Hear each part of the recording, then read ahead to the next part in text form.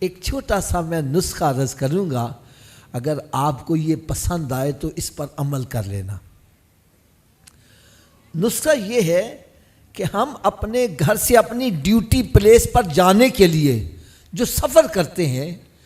اس میں ہمیں 1 گھنٹہ بھی لگ سکتا ہے، آدھا گھنٹہ بھی لگ سکتا ہے،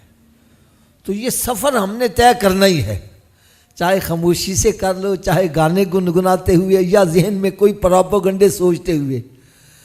اگر گھر سے نکلا کرو سب کام چھوڑو، میرے آقا پر درود و سلامی پڑھتے جایا کرو،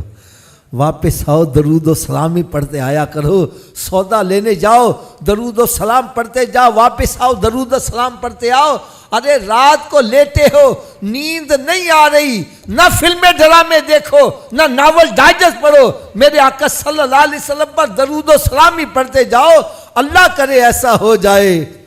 میں سو جاؤں یا مصطفیٰ کہتے کہتے اور کھلے آنکھ صلی اللہ کہتے کہتے۔ یار ایک حدیث پاک میں اور سناؤں گا،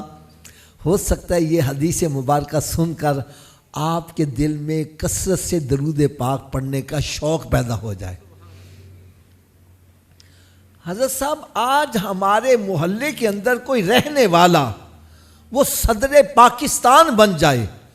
پھر وہ ہمارے محلے میں رہنا پسند نہیں کرتا، کسی بڑی سوسائٹی میں چلا جاتا ہے، پھر ایک وقت آتا ہے وہ غریب آدمی سے ملاقات کرنا بھی پسند ہائے ہائے ہائے۔ اب کوئی اس کے قریب ہونا چاہتا ہے، وہ کہتا ہے میرے لیول کے بنو پھر میرے قریب آنا، ایسا ہی ہے نا حضرت صاحب۔ لیکن کروڑوں درود کروڑوں سلام اس پیارے آقا صلی اللہ علیہ وسلم پر، جن کو رب تعالیٰ نے عہدہ دیا تو اتنا بڑا کہ رب تعالیٰ کے بعد اگر کوئی بزرگ ہستی ہے تو میرے آقا کی ذات اقدس ہے۔ دولت دی تو اتنی کہ خزانوں کی کنجیاں ہی محبوب کو عطا کر دی، یا دولت بھی بڑی ہے، عہدہ بھی بڑا ہے، لیکن میرے آقا صلی اللہ علیہ وسلم نے یہ شرط نہیں لگائی کہ جنت میں میرا قرب حاصل کرنا ہے تو نبوت کا تاج ہونا چاہیے، یا بہت بڑا جاگیردار سرمایہ دار ہوگا پھر میرے پاس ہوگا۔ نہ نہ نہ، جو شرط لگائے سنو طبیعت آپ کی خوش ہو جائے۔ فرمایا میرے امتیو، تم رنگ کے کالے ہو یا گورے ہو،